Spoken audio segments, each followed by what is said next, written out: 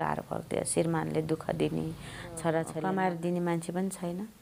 मेरो ढाडको हड्डी खुस्किएकोले गर्दाखेरि म काम पनि गर्न छिटो झाम्टो जे जति छ सबै पोको पार ठुलो सेवाकाई त मैले गर्न सकेको छैन। यो खुसीको खबर यो हाम्रो गवाही।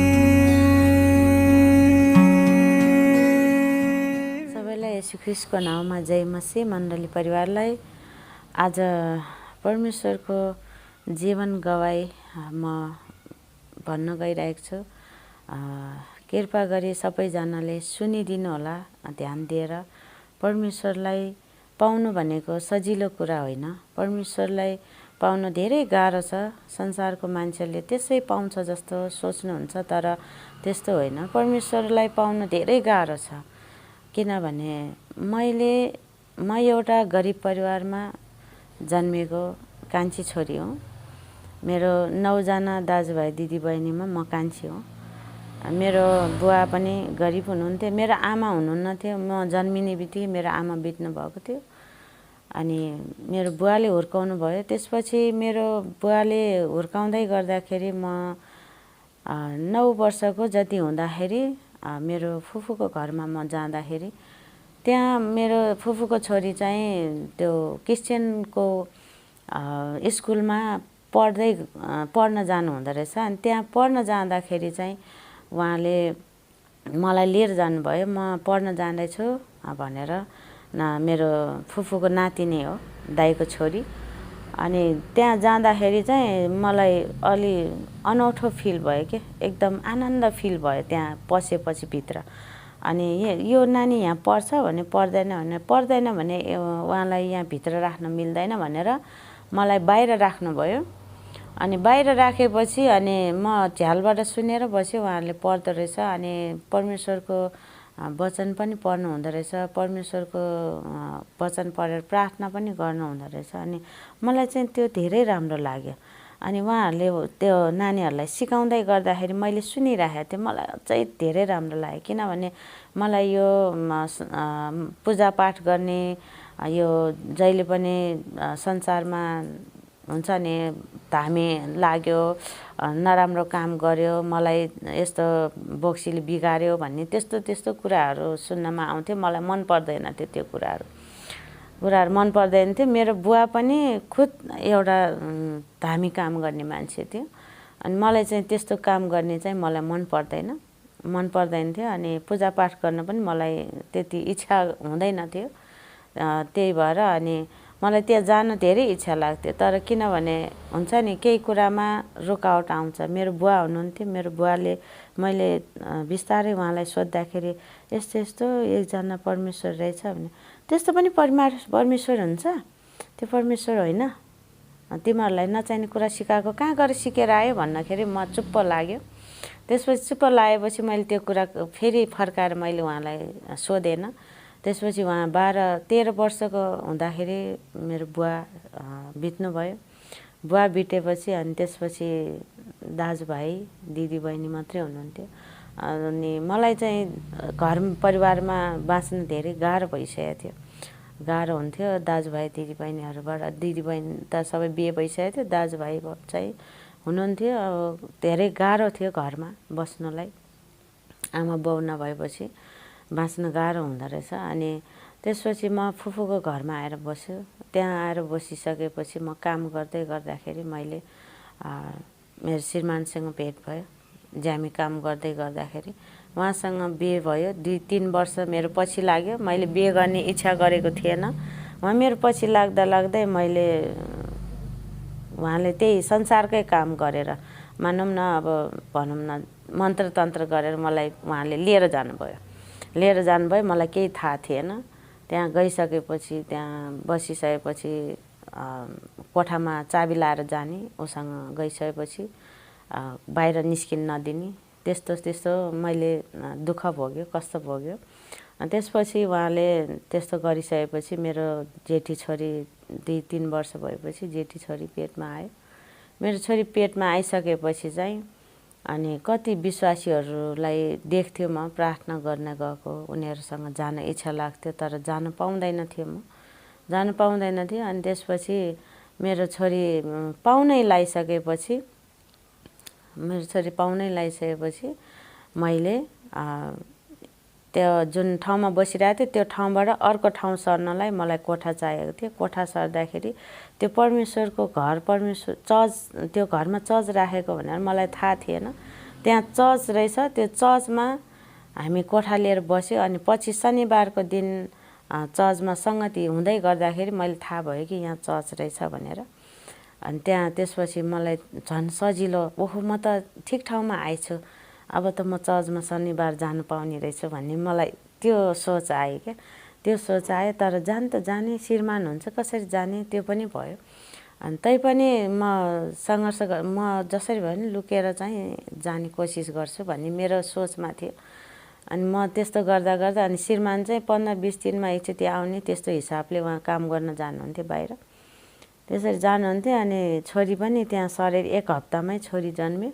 छोरी जन्मिसकेपछि त्यही घरको घरबेटीहरू सबै विश्वासी दिदीबहिनी हुनुहुन्थ्यो। उहाँहरूले चाहिँ सबै मलाई सघाइदिनुहुन्थ्यो। म एक्लै थियो, मेरो नानी जन्मेको थियो, सुत्केरी मान्छे, पानी खेल्नु हुँदैन भने उहाँहरूले जुन एउटा परमेश्वरबाट पाएको प्रेम यसरी उहाँहरूले व्याख्या गर्नुहुन्थ्यो। तिमी सुत्केरी मान्छे, मलाई हिन्दू, तिमी यस्तो मान्छे भनेर उहाँहरूले घृणा गर्नु भएन। तिमी सुत्केरी मान्छे, तिमी कोठामा जाऊ, म धोइदिन्छु भनेर घरबेटी दिदीले नानीको त्यो आँची लागेको लुगासुगा सबै त्यो ब्लड भएको कपडाहरू सबै उहाँले धोइदिनुहुन्थ्यो। अनि मलाई त पापै लाग्छ दिदी, त्यस्तो नगर्नु न, त्यस्तो गर्नुहुन्न नि, मेरो त्यस्तो फोहोर कपडाहरू तपाईँले धोइदिनु भयो। पाप भनेको के हो? पाप भनेको हामीले कसैलाई त्यो गाह्रोमा छ, अप्ठ्यारोमा छ, त्यस्तो मान्छेलाई हामीले केही सहयोग नगरिकन हेरिराख्नु, त्यो हो पाप। यदि कोही मान्छे अप्ठ्यारोमा छ, कोही गाह्रो परिस्थितिमा छ भने त्यसलाई हामीले सहयोग गर्नु, त्यो नै हाम्रो लागि ठुलो धर्म, परमेश्वरमा ठुलो आशिष पाउने काम हो त्यो भन्नुभयो। अनि ओहो परमेश्वरमा विश्वास गर्ने मान्छेहरू यस्तो दयालु हुँदो रहेछ, यस्तो मिठो बोल्नु हुँदो रहेछ भने मलाई झन्झनै जानु इच्छा भयो, झन्झनै जाने इच्छा भयो। अनि म श्रीमानसँग लुकेर म चर्च जाँदै गर्दा, चर्च जान्थेँ शनिबार चर्च जान्थेँ। अनि केही हप्ता दिन, केही महिनासम्म म त्यसरी लुकेर गएँ। मेरो लुकेर जाँदा नि पास्टरले के भन्नुभयो नि, नानीलाई यहीँबाट नामकरण गरिदिनु, अब तपाईँ यहाँ आइराख्नु भएको छ, नानीलाई यहीँबाट नाम राखिदिनु भन्नुभयो। ठिक छ भनेर गुरुबाले त्यही बाइबलबाट एउटा नाम निकालेर दिनुभयो, रेबिका नाम राखिदिन्छु, तपाईँको छोरीको नाम हुन्छ भने। हुन्छ, बाइबलबाट जुनैसुकै भए पनि हुन्छ भने मलाई धेरै नै इच्छा लाग्थ्यो। अनि उहाँले बाइबलबाट रेबिका नाम राखिदिनु भयो मेरो छोरीको। अनि त्यसपछि मेरो छोरीलाई त्यहाँबाट त्यस्तो भएपछि मैले केही गर्नु परेन, उपचार गर्नु परेन, केही गर्नु परेन। मेरो छोरी जन्मेर 3 दिन त्यस्तै 3 महिना त्यस्तो भएपछि मलाई माइती बोलाउनु भयो। त्यहाँ गएँ। म त्यहाँ जाँदाखेरि चाहिँ एउटा अचम्मकै काम भयो। त्यहाँ फेरि कस्तो भयो भने मेरो नानी बिमारी भयो। त्यहाँ कति वर्षपछि म माइती गएको थिएँ। अनि त्यहाँ बिमारी भयो नानी पाइसकेको भएर दिदीहरूले माइतीमा दाइहरूले बोलाउनु भयो। त्यहाँ गएर मैले बिहान गएको, बेलुकासम्म मेरो नानी बिमारी भइसकेको थियो, छात्ने, बस्नै नमान्ने, रुने त्यस्तो भइसकेको थियो। अनि मेरो दिदीहरू पनि सबैजना आइराख्नु भएको थियो, जात्रा थियो। अनि उहाँ आइराख्नु भएको थियो। अनि दिदीले चाहिँ के भन्नुभयो भने नानीलाई फुक्न लैजाऊ, धामीकोमा लैजाऊ भन्नुभयो। अनि मिल्दैन भने, म त चर्चमा गइरहेको थिएँ, मिल्दैन, म त त्यस्तो ठाउँमा लाँदैन भने। अनि त्यस्तो ठाउँमा नलगे कहाँ लाने भनेर गाली गर्नुभयो मेरो दिदीले। अनि मैले भने म त चर्चमा गइरहेको हो नि त, म चर्चमै लगेर गुरुबासँग प्रार्थना गर्न लाउँछु, ठिक हुन्छ भोलि बिहान, म भोलि बिहानै निस्किन्छु यहाँबाट भनेर भने। अनि मेरो दिदीले मलाई धेरै गाली गर्नुभयो त्यतिखेर। आफ्नो पुर्खौली धर्म छोडेर संसारको धर्म, त्यस्तो नराम्रो धर्म, गाई खाने धर्म त्यस्तो भनेर मेरो दिदीले धेरै नाना थरी भनेर गाली गर्नुभयो। अनि तैपनि म सुनेर बसेँ, केही पनि भनेन। त्यहाँ गएर त हेर्नु एकचोटि, तपाईँलाई कति आनन्द मिल्छ भन्ने कुरो तपाईँलाई थाहा हुन्छ भने। त्यस्तो ठाउँमा जान्छ भनेर भन्नुभयो। अनि त्यो नानी बोक्दा बोक्दा मलाई राति गाह्रो भएको थियो। अनि दिदीले भन्नुभयो त्यो नानी म बोक्छु ल्याऊ, तिमी सुता भन्नुभयो। हुन्छ भनेर नानी दिदीलाई दिएर म एकछिन आराम गर्न म बस्दाखेरि दिदीले त बोकेर त्यो धामीकम लगेर फुकाएर पनि ल्याइसक्यो रहेछ। फुकाएर पनि ल्याइसक्यो। फुकाएर ल्याउँदा पनि झन् राति त रुनी बस्न नमान्ने मात्रै भएको थियो। भोलिपल्ट त्यो फुकाएर ल्याउँदा त झनै बिमारी भयो मेरो नानी, ज्वरो आएर हन भयो। अनि भएन, अब यसरी हुँदैन, अब म चर्चमै जानुपर्छ, घरमै जानुपर्छ भनेर मैले सबै कुरा छोडेर त्यस्तो ठाउँमा गएको।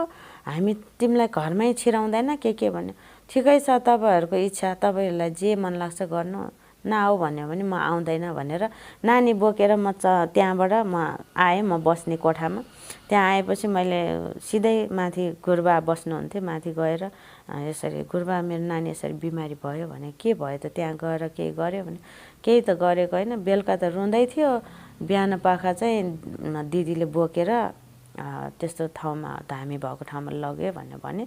अनि त्यस्तो ठाउँमा लानु नहुने, त्यही भएर गाह्रो भएको नानीलाई भनेर उहाँले प्रार्थना गरिदिनु भयो। प्रार्थना गरेर 1-2 घन्टामा नानी ज्वरो पनि कम भयो, उसको बिमारी पनि ठिक भयो।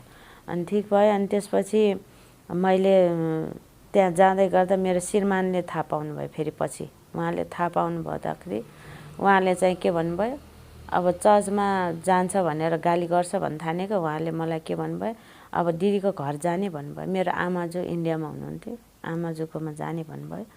उहाँले त्यहाँ लिएर जानुभयो। त्यहाँ लिएर गएपछि म चर्च जान पाएन। फेरि रोक्यो मेरो चर्च जाने, बाटै बन्द भयो। अनि उसले दिदी चाहिँलाई पनि भनेको छ यो चर्च जाने भएको थियो, त्यही भएर मैले त्यो छुटाउनुको लागि यहाँ लिएर आएको भनेर त्यस्तो कुरा पनि गर्नुभयो। अनि मैले थाहा पाएँ त्यस्तो, तिमी चर्च जान्छ हो भने, म जान्थेँ भने।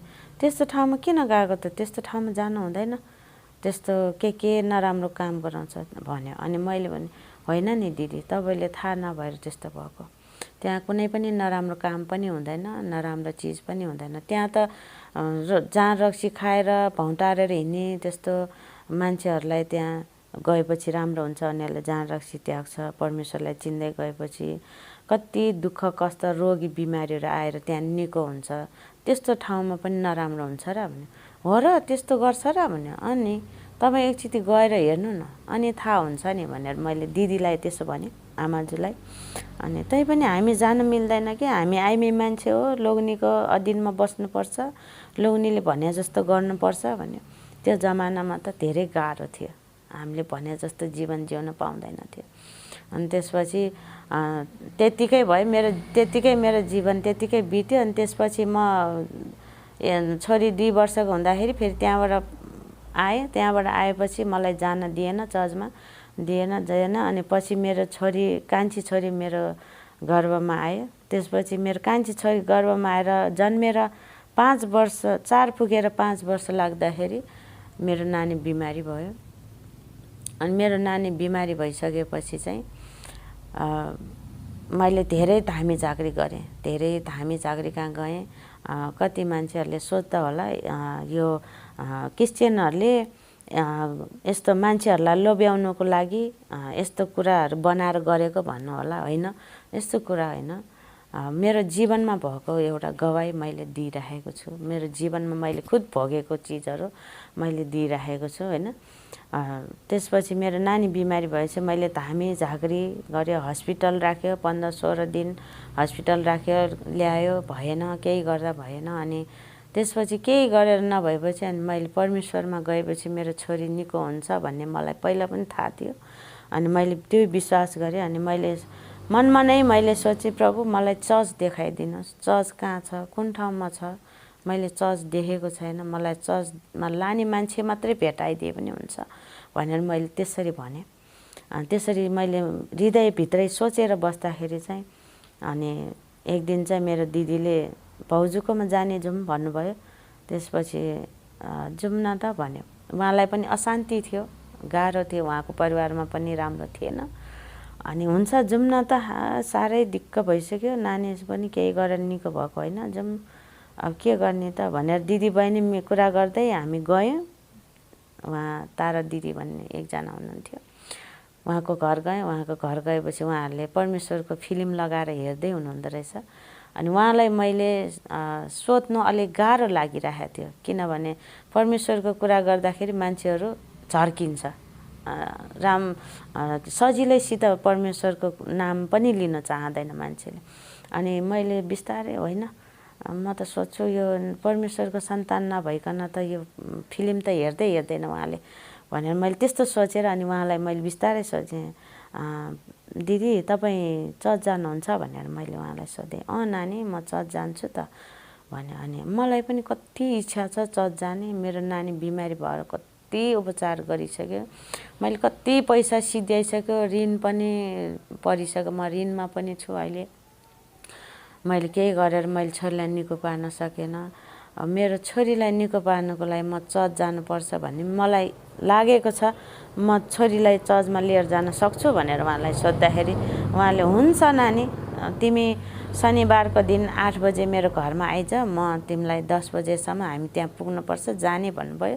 ल ठिक छ भनेर अनि हामी हस्पिटलमा नानीलाई लिएर के अरे शनिबार त्यो भाउजूको घरमा म गएँ।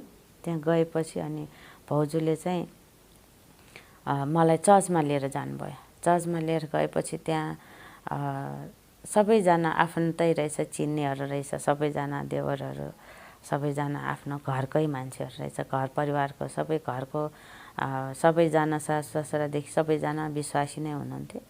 त्यहाँ लिएर गयो। अनि त्यहाँ गएपछि मेरो नानी आँखा पनि खोल्ने थिएन। त्यहाँ लगेपछि मेरो नानी बसिराख्यो। अरू बेला त बस्न मान्दैन थियो। त्यहाँ लगेर त्यो गीतको आवाजले गर्दाखेरि, परमेश्वरको भजन सुन्नेको आवाजले गर्दाखेरि ऊ एकदम आनन्द फिल गरेर सास लिन थाल्यो। उसले उसको छातीमा यसरी छुँदाखेरि उसको ढुकढुके मात्रै थिएन। मैले त मेरो बच्चा छैन अब गयो भन्ने ठानेको थिएँ। अनि त्यसपछि मेरो नानी सास लिन थाल्यो, ठुलो सास लियो उसले गरेर, एकदम ठुलो सास लिँदाखेरि चाहिँ मैले यसो गरेर हेर्दाखेरि उसले पुलुक्क आँखा गरेर यसो गरेर मलाई मुखमा हेऱ्यो। मुखमा हेर्दाखेरि चाहिँ मैले के भयो नानी भन्यो। अनि होइन तपाईँले कहाँ ल्याएको भन्यो। 3-4 पुगेर 5 लागिसकेको थियो मेरो छोरी। कहाँ ल्याउनु भएको मम्मी भन्यो। यो परमेश्वरको घर हो छोरी, तिमीलाई निको हुन्छ भन्यो। हो म निको हुन्छु भन्यो। निको हुन्छ भन्यो। अनि मलाई गाह्रो भइरहेछ मम्मी भन्यो। सुत न त सुत भनेर मैले काखमा थपथपाएर उसलाई सुताएँ। फेरि सुताइसकेपछि उसले अलिकति उसको हलचल, उसको जुन शरीरको जुन ऊ छ त्यो अलि राम्रो भएको मैले महसुस गरिरहेको थियो। होइन, राम्रो भइरहेको जस्तो महसुस भइरहेको थियो। सङ्गति सकिसकेपछि अनि मैले गुरुबाकोमा लिएर गएँ। भाउजूले भन्नुभयो गुरुबालाई प्रार्थना गर्न लगाऊ भनेर। अनि मैले गुरुबालाई पुलपेटमा बसिरहेको थिएँ। उहाँलाई मैले भने उहाँ धनबहादुर पास्टर हुनुहुन्छ, उहाँ अहिले संसारमा हुनुहुन्न, परमेश्वरको घर जानुभएको छ, सुत्नु भइसक्यो। अनि मैले छोरीलाई त्यहाँ लगेर उहाँलाई भने गुरुबा, मैले मेरो नानीलाई धामी झाँक्री देवी आउने देवता आउने हरेक ठाउँमा लगिसक्यो, मेरो छोरी कहीँ गएर निको भएन। मैले आज मलाई विश्वास थियो भित्र हृदयमा कि म परमेश्वरको घरमा आएपछि, परमेश्वरमा आएपछि, परमेश्वरलाई पुकार गरेपछि मेरो छोरी निको हुन्छ भन्ने मेरो मनमा थियो। त्यही भएर म यहाँ आएँ भन्दाखेरि गुरुबाले भन्नुभयो तिमी ठिक ठाउँमा आएको छ नानी, अब तिमी ठिक ठाउँमा सही ठाउँमा आएको छ, तिम्रो छोरी अब निको भयो, तिमीले विश्वास गर निको भयो भनेर भन्नुभयो। ल ठिक छ भने उहाँले प्रार्थना गरिदिनु भयो। प्रार्थना गरिदिइसकेपछि मेरो नानीले कति दिनदेखि पानी खाएको थिएन। उसले झनै लगभग 15-16 दिनदेखि उसले पानी मुखमा पनि हालेको थिएन। उसले पानी खाने मम्मी भनेर उसले भन्यो आँखा खोलेर। अनि उसलाई पानी दियो। पानी दिइसकेपछि अनि उठेर अलिकति चहल पहल गर्न थाल्यो। ऊ हिँड्न सक्दैन थियो, चहल पहल गर्न थाल्यो। उसको रोग यस्तो थियो कि उसको पेटमा यसरी थिच्दाखेरि पनि उसको पेट ढुङ्गा जस्तो सारो थियो, त्यस्तो खालको बिमारी थियो। मेरो समझबाट बाहिरै थियो क्या त्यो बिमारी, त्यस्तो खालको बिमारी थियो। मलाई थाहा नै थिएन त्यस्तो बिमारी पनि हुन्छ भने। हस्पिटलमा पनि चेकअप गर्दाखेरि उसको पेटमा केही पनि रोगहरू केही पत्ता लगाउन सकेको थिएन। केही पनि उसको पेटमा के भएको कसो भएको डक्टरहरूले दिनको 10-12 चोटि रगत निकाल्ने, 3-4 चोटि भिडियो एक्सरे गर्ने, त्यसो गर्दा नि उसको रोगहरूले पत्ता लगाउन सकेको थिएन। तर परमेश्वरमा लगिसकेपछि चाहिँ त्यो बिमारी ठिक भयो मेरो छोरी। त्यहाँबाट त्यस दौरानबाट चाहिँ मेरो छोरी अहिलेसम्म उसलाई कहिलेकाहीँ सामान्य ज्वरो आउँछ, रुगाखोकी लाग्छ, उसलाई औषधि जचाएर औषधि खुवायो भने ऊ ठिक हुन्छ। अहिलेसम्म उसलाई धामी झाँक्री वैद्य कहीँ लानु परेको छैन अहिलेसम्म पनि हैन। अहिलेसम्म पनि ठिकै छ। अहिले 19 पुगेर 20 लागेको छ। अहिलेसम्म उसलाई केही गर्नु परेको छैन। परमेश्वरलाई धन्यवाद होस्। र मैले यस्तो गरेर मैले परमेश्वरलाई पाएँ। अनि परमेश्वरलाई पाइसकेर पनि मेरो दिदी सबैजनाले विश्वास पनि गर्नुभयो।